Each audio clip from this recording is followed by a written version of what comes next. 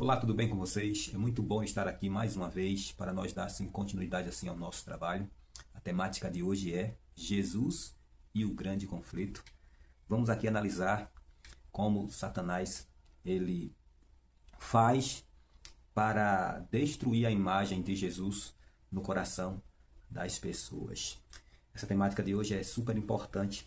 Nesse grande conflito entre o bem e o mal, Satanás ele usa de suas estratégias para impedir que as pessoas elas vá até Cristo e sejam salvas. Sabe, eu queria começar também fazendo algumas perguntas. Até onde você iria para ajudar uma pessoa? Quanto você pagaria para libertar uma pessoa das mãos dos inimigos? Ou, para ficar melhor, que tipo de coisa você estaria disposto a fazer também para libertar alguém das mãos de sequestradores? Isso é super importante para nós entendermos esse assunto de hoje. Queridos, o inimigo faz de tudo para derrotar Jesus. Isso. Porém, não conseguiu. Em todas as tentações, Jesus foi mais que vencedor. Por exemplo, quando Cristo era uma criança, o plano de Satanás era o quê? Era matá-lo. Após o seu batismo, o inimigo não desejava mais a morte de Jesus, mas ele desejava levar Jesus ao pecado. Enfim, depois ele usou o apóstolo Pedro para desanimá-lo ali. Quando o diabo viu que não conseguia nada, o que foi que ele fez? Então resolveu massacrá-lo, ou seja, até a morte. Mas isso de nada adiantou para os planos de Satanás. Mas por que não adiantou? Exatamente porque Jesus, ele venceu. Sim, ele venceu o inimigo. Hoje a estratégia de Satanás é tentar tirar Jesus da vida de quê? Das pessoas, impedindo que elas aceitem Jesus como Senhor e como seu Salvador. Então a estratégia de Satanás hoje, ele mudou. E hoje ele tenta, de todas as formas, tirar Jesus o quê? Da vida das pessoas. A Bíblia diz em João capítulo 14, verso 6, que Jesus ele é o quê? Ele é a verdade.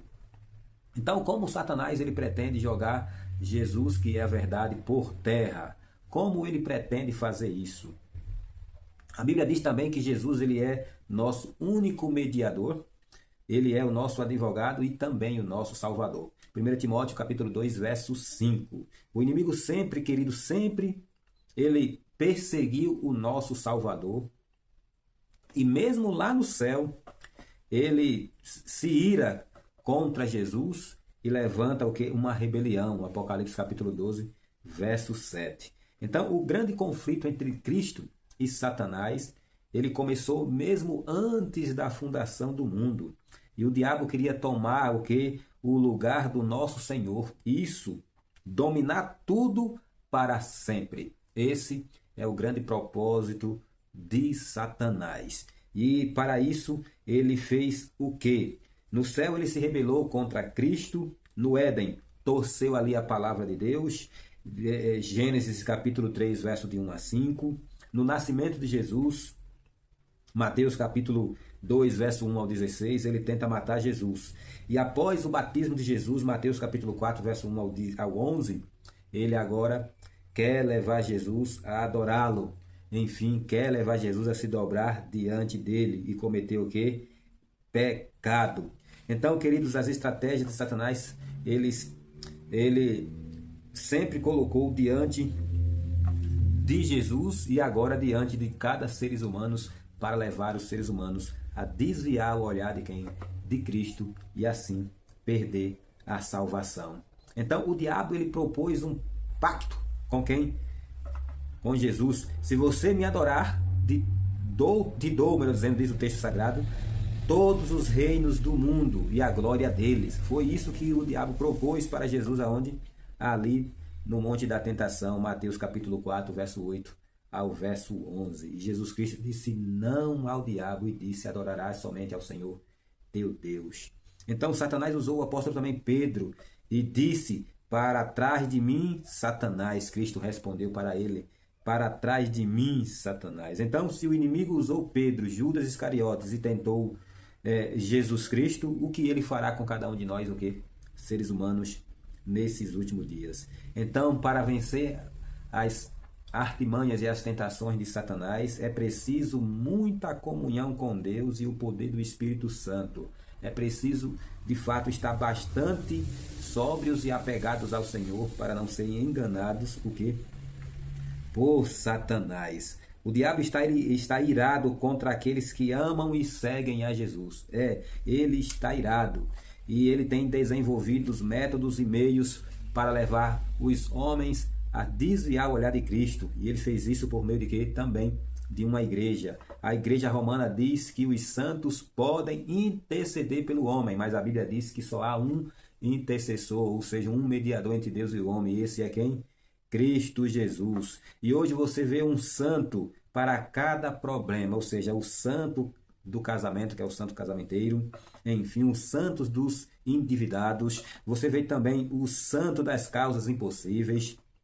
Tem um santo para cada ano, ou seja, para cada dia do ano existe um santo. Para cada problema existe um santo. Mas o que a Bíblia diz sobre essas coisas? Dizem ainda lá que a Virgem Maria, ela é o quê? Advogada. E é citado isso na reza do Salve Rainha, dentre outras coisas. Então, queridos, quando falamos em Maria, algumas pessoas pensam que somos contra ela. De forma alguma, nós não somos contra Maria. Pelo contrário, ela foi uma mulher bem-aventurada, uma mulher justa, em que o Senhor, ele fez o chamado para ela e ela aceitou.